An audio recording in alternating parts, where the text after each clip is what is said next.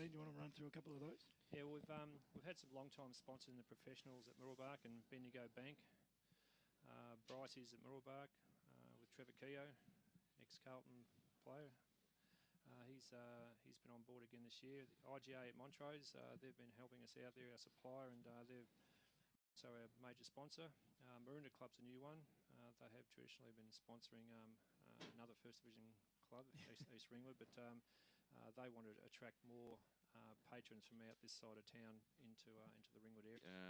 Ringwood up against Upper Gully. Upper Gully's a bit of a surprise. Lost last week, I suppose, the margin against the Basin. But out at Ringwood a decent side this year in Division 3. Yeah, Ringwood have been certainly competitive for all games thus far this season. To keep it nice and short and sweet, though, I think Upper Gully will get the job done. Dice? Upper Gully for mine. Lines, though, they're an exciting side and with some mobile tools in the forward line. Well, we saw them 2 weeks ago, as you said, AKR, and those mobile tools, as you said, were... yeah, certainly the difference on the day against Ferntree Gully. Our man Redzik kicked another 6 last week. He did too. With that in mind, I kind of feel that Coldstream, I've probably been a little bit more impressive, although, you know, the ladder's positions, you know, second versus fourth with the same amount of wins. It's an even money bet for me, but I'm gonna just stick with Coldstream. Boss? Esmond Aponzo will be out at this one, and he was one thing and then... All good, Aaron. Yeah, look, I think Forest Hill, it was just a little bit of a minor blip for last week. They probably learnt a lot about themselves with that loss, as you said, to Warrandyte, and I think they'll be better for it, and I think they'll win quite comfortably today. Dice? Yeah, Forest Hill should win comfortably. We kept thinking that Surrey Park's getting closer and closer, and look, it's going to happen eventually, but not today. Ferntree Gully up against Nunawading. Nunawading super ground, and they could do a good job today. I still think Bayswater will win. Trojan Young Gun nomination for this week, Jai Jordan, for Division 1 and 2. From all reports against Montana South last week, clunked everything that came to him. Both terrific players and both quite tall and agile. Can play anywhere on the ground, those two. So the 2 players to watch out for me would be Jordan and Bishop. Yeah, they're definitely utilities by any stretch of the imagination. I can certainly say that, and I also like Josh Clevant. I think he shows quite a bit. Again, Rangers Junior. Yeah, so another youngster that's coming through, and as you said, I think with MOOROOLBARK, they really need every cog to be moved. Boys, it's nice to be back in the beautiful surrounds that is the EFL Caravan. It's great to be back. Nothing much changes over the years, but the reason why we got you on, and Doug mentioned, obviously you're doing a fair bit of work down here with MOOROOLBARK, but also involved heavily with the WEFL, and a pretty big year for the Women of the East this year. It is, yeah. I swap pretty heavily between the MOOROOLBARK hat and the WEFL hat, so yeah, pop the WEFL hat on for a moment. It is the 10th anniversary of the Women of the EFL, so it has been, it's been a pretty quick 10 years, but it's been a great 10 years of bringing women from across the league in all capacities, from supporters to presidents and we're not too sure, but women obviously hold a pretty prominent place in footy clubs these days, and it's great, as you say, to just, you're just another face now. You don't stick out. Presidents, right across the east, Mulgrave, Heathmont, East Burwood have all had female presidents over the journey. Details once again, 20th of May, Richmond Football Club, Peggy O'Neill will be the guest speaker on the evening, if you can RSVP by May 11 to the Eastern Football League office to Kira, and all the details are on the EFL website at the moment, so make sure you check that out. Thanks very much for joining us, Liz. Thanks for having me, guys. Great to be here. Have a good call. Thanks to Lauren Wood. Fantastic to have her back in the caravan. It's been a while coming, and always a smile on her face, and always heavily involved with everything that she goes through in terms of MOOROOLBARK and the WEFL, etc., etc. So great to have her back on the airwaves. But great to see 10 years of the WEFL. Footy. Pancake Parlour open 24 hours. High Point, Malvern and Doncaster East. Lovely. Program sponsor. What was wrong with you blokes yesterday? You were playing like you'd been stuck in traffic for an hour before getting to the game. Coach, there was a railway crossing gate down for ages. The other mob thrashed us. You ran out of legs. They all have breeze tags, Coach. They use Eastlink. They get to focus on the match rather than focus on inching forward in the traffic. Get a breeze tag and use Eastlink, the quickest way to get around Melbourne's East. Arrive fresher, play better. Eastlink, it's time better spent. Program sponsor. For all the latest news and information on the Eastern Football League, make sure you check out our website, www.efl.org.au. Own a smartphone and love the Eastern Football League? then the EFL mobile web app is a must for you. Go to m.efl.org.au to access fixtures, results and ladders for all EFL grades. You can also receive live around-the-ground scores every Saturday afternoon right from the palm of your hand. And contribute to the mighty EFL forum while you're online. Download the EFL mobile web app to go live and local for your footy this season right from the palm of your hand. On EFL Saturday, it's time for the face of goal, finds Linford now. He's such a smooth mover, Cam Linford. This is no exception. Well, it looked like a good kick off the boot, but it was well marked in defence by Galvin. And then a little bit of a grubber kick. It was an absolute shank off the boot. Havonen from MOOROOLBARK. Ball up, he got dispossessed. Good running. Not used to that black strip of Bayswater. That's why I've hesitated a couple of times with which team has possession. It's 1-1-7, lead by one solitary point. Bayswater 1 straight 6. I was going to say early stages in this game, you feel that Bayswater have been the better side in terms of foot skills, but the runner. Reading it well there was Mitch Benuta on the left boot now, drives it out wide. It was hugging the boundary line and it'll eventually go that way because Bishop couldn't quite pull it in on the one grab, and over she goes. True centre wing position out here at Heights Reserve. There is a very good crowd out here today for the home clash, MOOROOLBARK versus Bayswater. Sorry, Benny, I've been a Gold Coast fan for 5 years, mate. Yeah, don't even get me started. Ditch St Kilda like they meant nothing to you for the first 20 years of your life. It's just disgraceful. Do you blame him though, BWS?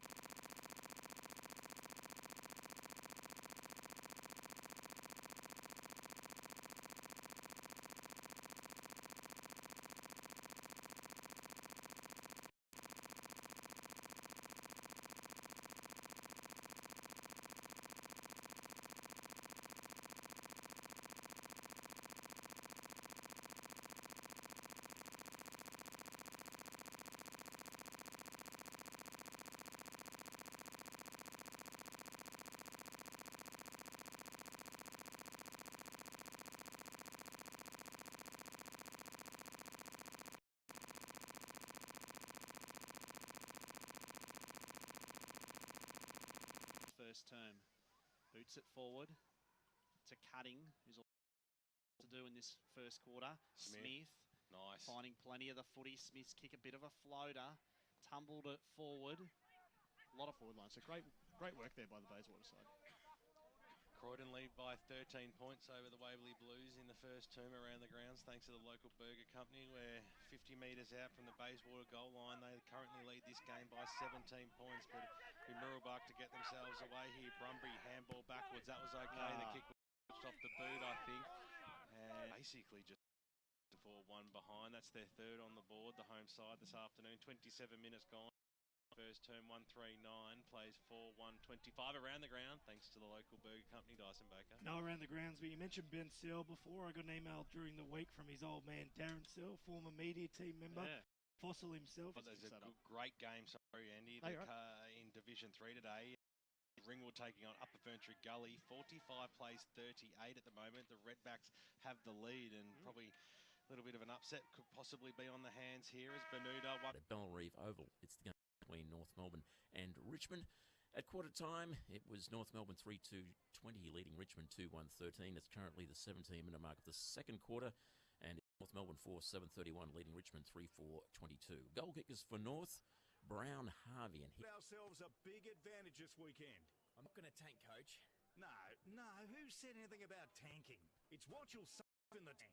I want you all to go out and get a breeze tag. You come to hand, even if it's through the second term. But I mean, it's an interesting game. We knew that Bayswater were going to come out pretty hard. We knew that they are sort of one of those sides to beat within the middle range of sides. But for me, MOOROOLBARK just haven't really shown what I thought they would through the middle of the ground, and I think that seems to be the difference so far, Brad. You know, I think you're right, Dyson. I think that was a pretty disappointing first quarter, really, by the Mustangs. And I reckon at the quarter-time huddle, Paris Harvey, he'd near plenty of opportunity, but it just drifted over the head. Dixon tries to work it out of defence. Nice darting run out of defence now. That was well played for Bayswater up towards the middle. They're still going. Dight takes possession, dishes off the handball to Searle. Searle copped a high one as he kicked it. No free kick paid. Bouncing football. Which way is this one going to go? And over she goes for one behind. So quick bit of play there by the Bayswater Football Club. That's their second behind on the Bendigo Bank scoreboard. It stretches their lead back out to that 17-point margin, which lingered for a fair old point part of that first term. So it'll be MOOROOLBARK through Bermuda. Thumping kick out towards the half-back line, and a good mark taken there by Mike Smith, who had a lot of the football in the first term. Yeah, he was good. That's Bendigo Bank scoreboard 5-3-33, MOOROOLBARK 2-3-15, so a 3-goal margin out here at Heights Reserve. Picturesque conditions out here for EFL Gameday, brought to you by the Pancake Parlour. Isn't it lovely? Yes, but I think he's a little bit proppy after, and might have got winded. Tell you what wasn't okay, the effort by the sorry. Well, he's a noticeable figure. There's absolutely no doubt about that. As the kick goes up towards the Galvin direction, swings around the body, looking for his brother, who was met after he got by 1 point, 1-4-10 to 139.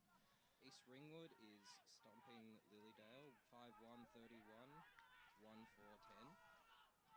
Norwood, Montrose.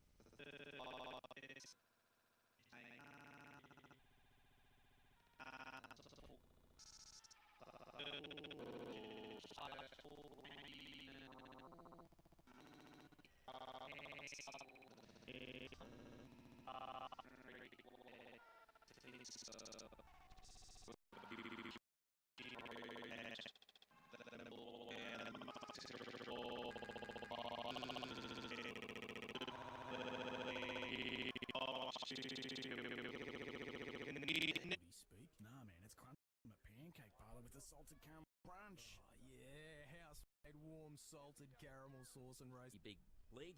Western Bulldogs 9-4-58 leading St Kilda 2-3-15. Goal kickers for the Dogs. Stringer has 3, one each. Cramery and Dalhouse.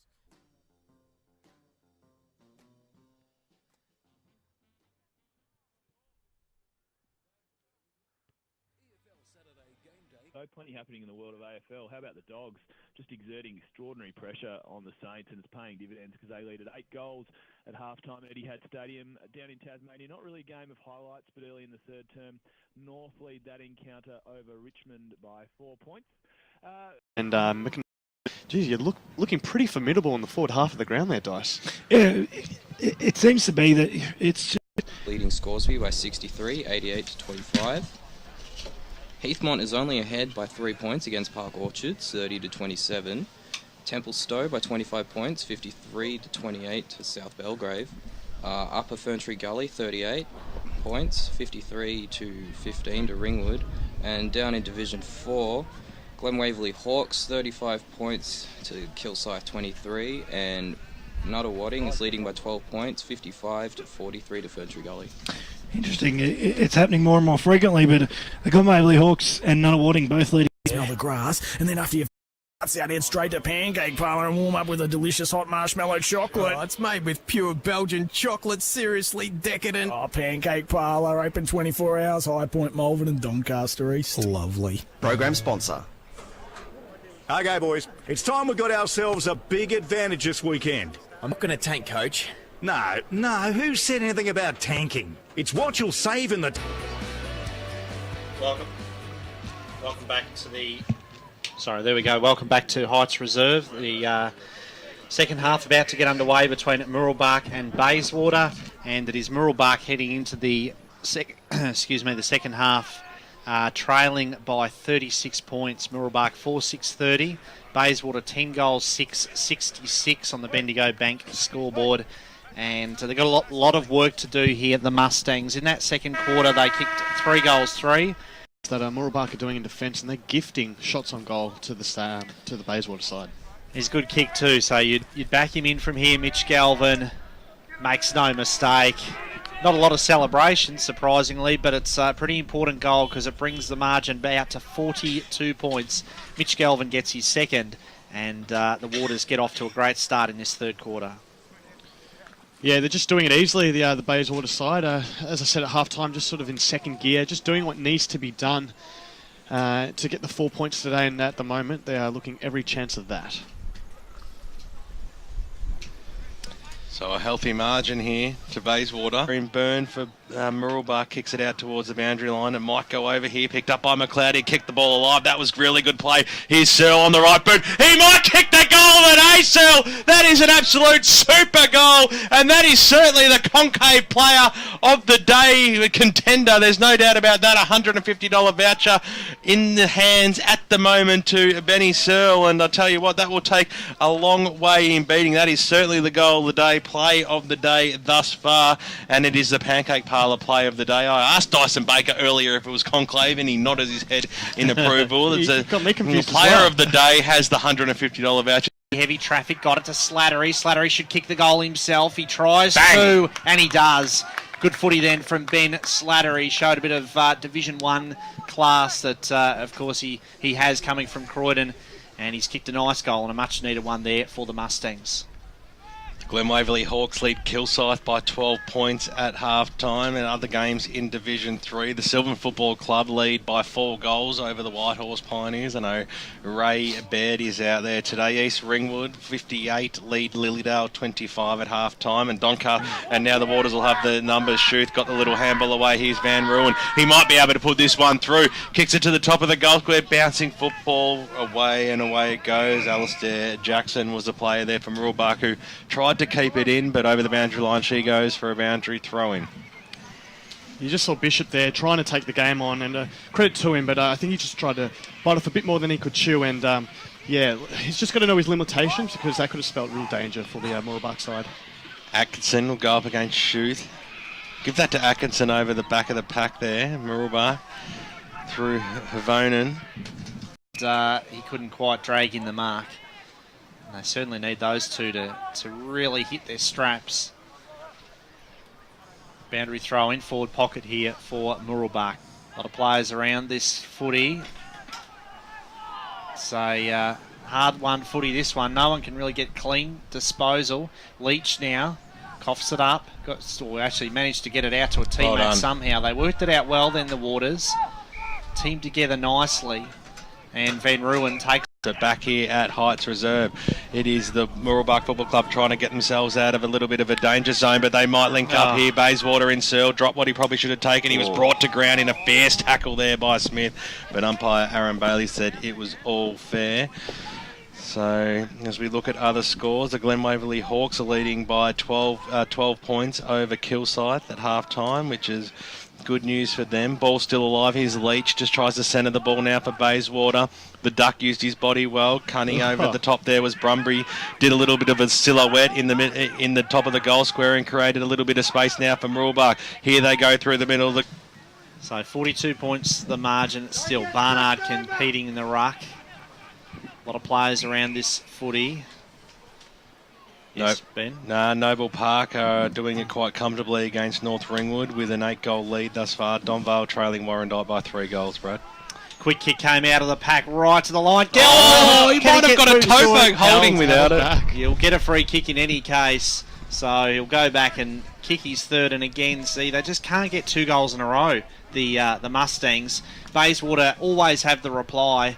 And Mitch Gell... About 50 metres out from the Bayswater goal. It'll be MOOROOLBARK to drive the ball up towards the wing position. A pack is going to form there over the top. Couldn't be spoiled there, and MOOROOLBARK are going to get the numbers. Here's Linford in the middle now. He's usually a good user of the football. Kicks the ball inside forward 50, and that is exactly the way that they want to go. Use the clean disposal, use the middle of the corridor. Bishop comes out and takes the mark.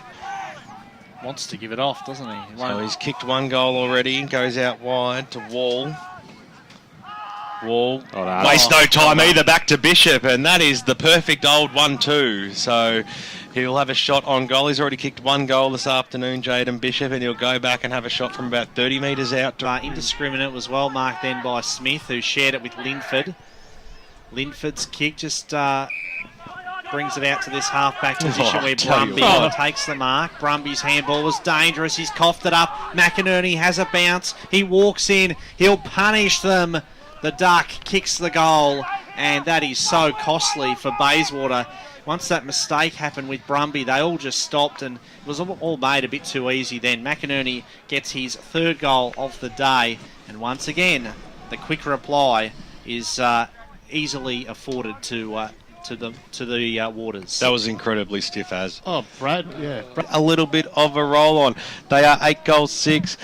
Bayswater are 15 goals 6, so it's still a 7-goal margin out here, 42 points, and we've crossed the 19-minute mark of the 3rd term. But it doesn't seem like, watching this game and calling this game, it doesn't seem like there's that big of a margin, because both sides are certainly showing glimpses. But Bayswater, they've always got the answer, don't they? They definitely always have the answer. And as you said, Brad, they've just got to get a run on goals. I think if they can get it within 5 goals at 3/4 time, they'll give themselves a chance. Atkinson wins it. And at the other end, it's been 5 goals straight for the Waters. So for all their efforts, they still can't peg that lead back. And at halftime, it was 36 points. At the moment, it's 42 points the margin. And even 7 goals. So another boundary throw-in. Bit of a lull in play at the moment. Maybe some sort of calm before a storm, perhaps. If MOOROOLBARK can play their best football from here on in. Looks to be a bridge too far, you would think, though. With, what are we, into time on, in fact. Too much with it, and by the time they'd gone there later, the pressure was on and Bayswater had come across to cover it. Got to say, it was a good kick, though, the switch. But after they'd realised it was the first bit of play, yeah, I absolutely agree. Wall dropped the mark, he shouldn't have, and it all went from there. Norwood lead by 7 goals over Montrose in the 3rd term in the Division 1 football, and in Division 3 football it is Upper Ferntree Gully by just over 6 goals against the Redbacks, and clearly someone was playing funny buggers with us from Ringwood, because we called it very close at quarter time, but they still haven't even hit that margin yet, Ringwood. But Upper Ferntree Gully looking like they'll bounce back this afternoon, and Picked up there by Slattery. Handball out wide. That was okay. Here's Clavon on the right boot. Bouncing football up towards the wing position. Oh, Bayswater, they've got the poise, don't they? Stacks on the mill and will have a bounce. That was really good play there, I think. They might have been able to salvage something. The ball's been kept alive. I will bounce it right between the two interchanges here. You can hear the effects, Mike, of both dugouts yelling out the orders. Little handball out into space. Who's going to scoop on it? Slattery was almost a throw there. The umpire saw it as well. He was stiff, but it was certainly there. It's in the rule book. Van Ruin throws the ball on the boot. Got it to Cunningham. This is promising build-up from the Waters. They've got a bit of time. Searle all on his own. Races in and just clutches the hamstring as he kicks that one. Just got a bit of cramp as he kicked the ball. I think it certainly affected the kick. And as a result, just a minor score there for Bayswater. But it matters little at this stage because they are in a commanding position. 16 goals, 7 at 103. Leading Mooroolbark 8 goals, 6, 54. It is a 49-point lead. Celebrating lives. Program sponsor. Hey man. Yeah man, it's crunch time. Is that footy speak? Nah man, it's crunch time at Pancake Parlour with the salted caramel crunch. Oh yeah, house-made warm salted caramel sauce and roasted almonds on 2 buttermilk pancakes topped with vanilla ice cream. Yeah man, it's crunch time at the G and then it's crunch time at Pancake Parlour. So this is footy speak then? I'm just saying man, like the salted caramel crunch would be great to have after a day at the footy. Oh, Pancake Parlour open 24 hours, High Point, Malvern and Doncaster East. Lovely. Program sponsor. 3 after 4, Radio 20. Now the game to get underway very shortly is up at the Sydney Showgrounds, and that's between Greater Western Sydney and Hawthorn. Getting underway in about half an hour's time, and as we always say, we'll keep you up to date with all AFL scores right here on EFL Gameday. Stick around because we're back for the last quarter. Mooroolbark and Bayswater in just a moment. Okay, boys. Tom, we've got ourselves a big advantage this weekend. I'm not going to tank, Coach. No. Who said anything about tanking? It's what you'll save in the tank. I want you all to go out at a busy tag. Usually, you'll be better.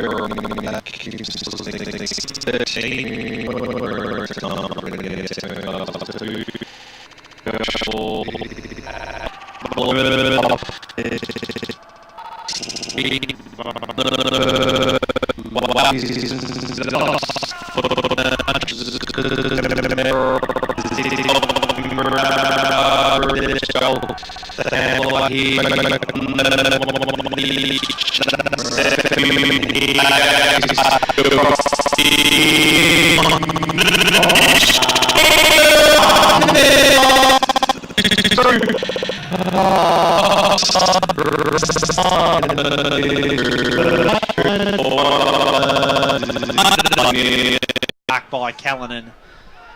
He did really well there against Jackson, judged it nicely and took it falling down. O'Callaghan got it off to Auld. Nice kick by Troy Auld, finds McInerney on his own. McInerney wheels around now. Perfect. Great kick to the top of the square. Wow. How good was that? But Hanley dropped the mark he should have held. Has bit of composure. Wheels around. He made it hard for himself, but in the end he's kicked the goal nevertheless. And Ryan Hanley has his first of the day, and the Waters, they just continue. Misses to the right-hand side, so a minor score for him. 22 minutes gone here in the final term. 65-point lead to the Bayswater Football Club. One thing you can say about Mooroolbark today, boys, is every one of them, when it's their time to go, they go. It's skill errors at the moment. Would have been his fourth goal then, Matt O'Callaghan, had he dobbed it. Armstrong brings the kick back in. Again, not all that clean, but Linford worked hard to win the footy. It's been good, Linford. Free kick has been paid. We'll come back to Cam Linford. His second half has certainly been more. And the free kick goes to Galvin, who hasn't had a huge day by his lofty standards, Joel Galvin. Gave it to Cunningham, now out to Bradbury. Bradbury will kick to the pocket. Big Mitch Galvin, I think, was the target, or Callahan again. Handball shot out to O'Callaghan, but it was intercepted nicely. Out of defence, Miles. Sweeping handball to Bermuda, who was forced onto his non-preferred right foot. No, in fact, sorry, it was John Cutting that time. John O'Cutting, but it was paid down. Oh, gee, almost there, right to the line. He's unlucky to not get it. It was fisted through right on the goal line for Mike Smith, who has kicked 4 goals 2 today. It's Dixon bringing the ball back in. Big Schuth was the target there, along with Barnard, the two ruckmen working together in tandem that time. Linford has had a big second half for the Mustangs. Feeling the pinch at the moment. McInerney takes the mark. Again, wheels onto his left foot. Nice kick for Mitch Galvin, but Bermuda was there to get the important spoil. Just waiting for some more scores to come through around the grounds, but I'll throw in a nice one. St Kilda are 5 points behind the Bulldogs with only a few minutes to play after trailing by 8 goals at half time, which is pretty big. But it's back to the local footy as the siren sounds, Brad. It does indeed. That is the final siren, and a very convincing win here for Bayswater this afternoon. 19 goals, 9, 100 level between the two sides, which I think was a surprising thing. I expected Bayswater to win, but I thought they'd have to really grind out the win. But as it turned out, they looked like a pretty good side this afternoon. Whereas on the other side of the coin, Mooroolbark, they certainly didn't look like a potential top 4 team based on today's game. Yeah, absolutely. There was a golf and skill difference, and for long periods of the game, Bayswater controlled it, and there's no surprise to see once they could control the game, they went up forward and they had the targets to kick to, and the targets up forward for the most part kicked the goals, and just a comprehensive win for the Bayswater Football Club. Brad, some of the goal kickers for this afternoon's action? Yep, sure thing, Dyson. As I catch you off 60 at last count. So it'll be interesting to see how percentage fares at the end of this round, but Bayswater, look, they can hold their heads very much high. They did everything they needed to do and more, and with the month ahead the way it is, they've given themselves a good platform to raise the bar and beat some probably more competent, more formidable opposition. Aaron? Got a final score from the East Ringwood Lilydale game today. East Ringwood have run out winners 12-12, 84 to Lilydale 9-15, 69. So it's a big win for East Ringwood. Just got an update. I think Whitehorse have held on by a point.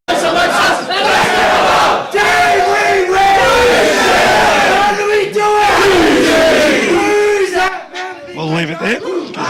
It gets a little bit interesting after that, but they'll be pretty impressed with that win, and as we've said, comprehensive and dominant, etc., etc. They were quality right throughout, and the consistent thing that we've said about Bayswater is they lack options. They can't control enough of the play to win games, but they did all of that today. They ticked the boxes for us. They are a quality side, I think, Bayswater. I think they could do a little bit of damage in Division 2 this year.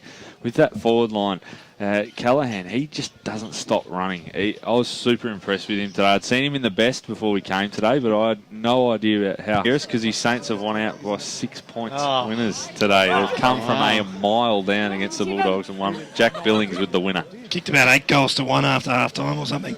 We might start to run through some of the final scores depending on how you're going. Not much going through. We'll see how many we can get in terms of final scores, and once we get most of them, we'll bring you the full wrap of all those scores. But maybe a chance to start looking at some of the players of the game. And we mentioned Callanan. We mentioned sort of exactly how McInerney was going. He just managed to find a bit of space, and the one thing that impressed me is silent L. Good to see Brett Dorr kicking a couple of goals, even though you've just trashed him all week in every possible medium. Probably the last 2 weeks, to be fair. But Look, I don't have a problem with him as long as he's playing closer to goal. So Speaking of close to the goal, I was really impressed. I mean, I know it wasn't a great score. They only kicked 9 goals for the day, but the kids that Mooroolbark have got inside their forward 50, that seems to be quite promising. I mean, we spoke to Doug Brumby before the game about these kids that are coming through, but there certainly is some talent in this lineup. Yeah, there certainly is plenty of talent. Look, I mean, we didn't see much from Jai Jordan today, but we know he's capable of much better things. Jaden Bishop went up forward to good effect, and I think if you see Bishop and Carlos Peterson running around in the forward, guys playing football and good football as well. Yeah, the coach's got a lot to it, obviously, and we had a better doc this once again. That's sort of what's Ryan Wayne, and he's down the last 2 weeks and got a little bit of his form. Look, he's a consistent player and he's always going to play good football. And it's the people, I guess, now that we've got around him that are sort of chipping in and having an effort as well and kicking a few goals to, ease the pressure.